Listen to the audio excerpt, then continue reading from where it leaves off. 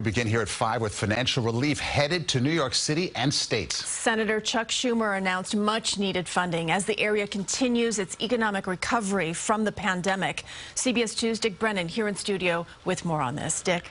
Christina Maurice, with the election going to Joe Biden and the Senate soon to be in the hands of Democrats, money will be flowing to some states more easily, and the incoming Senate Majority Leader Chuck Schumer says the process has begun. FEMA had been reimbursing the city and state at 75%. Now it goes to 100%.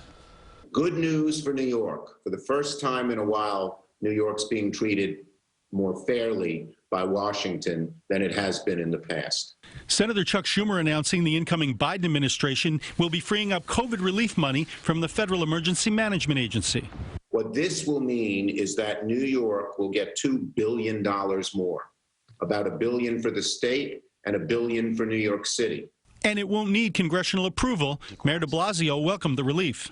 Tried to get it from President Trump. President Trump wouldn't do it. Tried to get it from the Republican Senate. They wouldn't do it. But President-elect Biden said absolutely. The money would just be a start for a state and city that are already drowning in red ink. But later tonight, President-elect Biden is expected to address a new COVID relief bill that would presumably have direct money going to states. What kind of direct aid to states and cities would you be talking about, and how much money might you be talking about? Direct aid goes right to the city and state governments to help prevent layoffs. The hope is to get it all done before the next unemployment cliff occurs. What is an unemployment cliff? That's when the unemployment benefits run out, and that's March 14th. So what does this mean in practical terms for New York?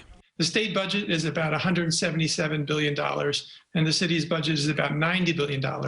So $2 billion is not a huge amount of money by New York standards, but it is something. It means that some programs, some little programs that might have been cut, could now be saved. Eric Enquist of The Real Deal says the city and state can decide how they want to spend the money since it's a reimbursement. We don't need to spend this new money on COVID relief. We can spend it on anything we want to. Now, Mayor de Blasio says indeed he will cancel cuts of $150 million out of the Department of Education. He says he will now be able to restore the expansion of 3K. Maurice and Christine. Dick, thank you.